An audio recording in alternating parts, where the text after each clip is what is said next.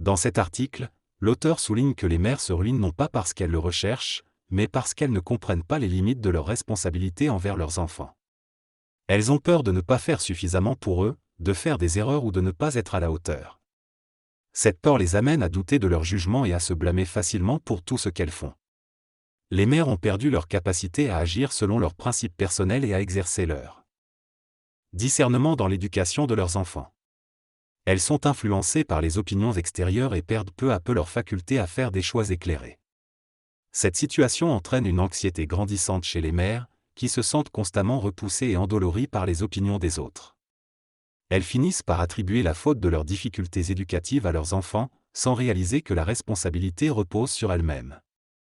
Il est essentiel que les mères reprennent confiance en leur jugement et opèrent en fonction de leurs propres ressentis, tout en respectant les limites d'un cadre éducatif bien défini.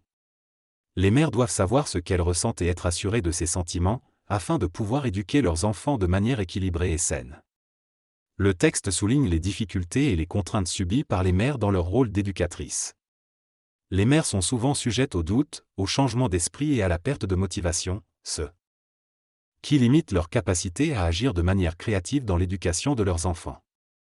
La société d'aujourd'hui exige des mères qu'elles se conforment à des études pédagogiques et philosophiques, ce qui peut parfois ne pas correspondre à la réalité de leurs propres enfants.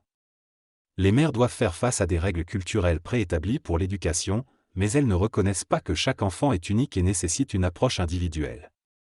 Le texte met également en évidence le besoin pour les mères de trouver un équilibre entre leurs propres besoins et ceux de leurs enfants, afin d'éviter de se laisser épuiser par le rôle de mère. Si les mères ne parviennent pas à vivre leur vie personnelle en parallèle de leur rôle de mère, elles risquent de se retrouver limitées à celui de grand-mère à mesure qu'elles vieillissent. En conclusion, les mères doivent apprendre à concilier leur rôle de mère, de femme et d'être humain pour éviter de se sentir figées et de perdre leur identité personnelle. Le texte met en évidence le fait que les mères ont tendance à se sacrifier pour leurs enfants, au détriment de leur propre bien-être. En conséquence, elles vieillissent prématurément et se retrouvent insatisfaites dans leur rôle de mère. L'auteur souligne l'importance pour les mères de trouver un équilibre entre leur rôle de parents et leur propre épanouissement. Les mères doivent reconnaître qu'elles ont aussi le droit de vivre une vie créative et plaisante en dehors de leur rôle de mère. Il est également mentionné que les mères doivent attendre un respect et une affection de la part de leurs enfants en retour de leur dévouement. Trop souvent, les mères se consacrent entièrement à leurs enfants, sans prendre en compte leur propre épanouissement personnel. Elles devraient chercher à trouver un équilibre entre leur rôle de mère et leur propre individualité.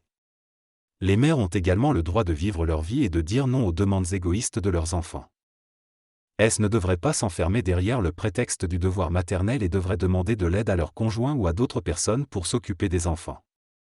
Les mères doivent apprendre à se recentrer sur elles-mêmes et à vivre une vie épanouissante, au lieu de se plaindre de leur situation. Elles ne doivent pas penser que la famille ne peut pas vivre sans elles, car un père peut très bien s'occuper des enfants et un enfant peut être gardé sans que cela n'affecte sa vie entière.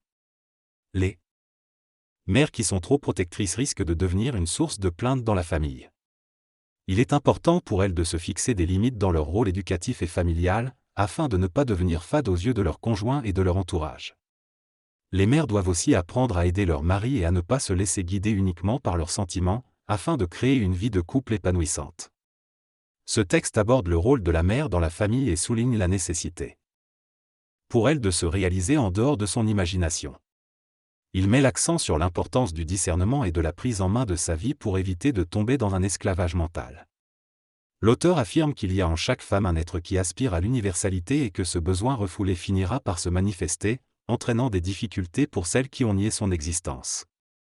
Il critique également la vision limitée de la maternité comme un rôle d'esclave, et encourage les femmes à sortir de cette mentalité afin de vivre une vie plus épanouissante. Il conclut en soulignant l'importance pour les mères de retrouver leur vitalité et leur sagesse, afin de pouvoir vivre dignement et être comblées dans les yeux de leurs partenaires.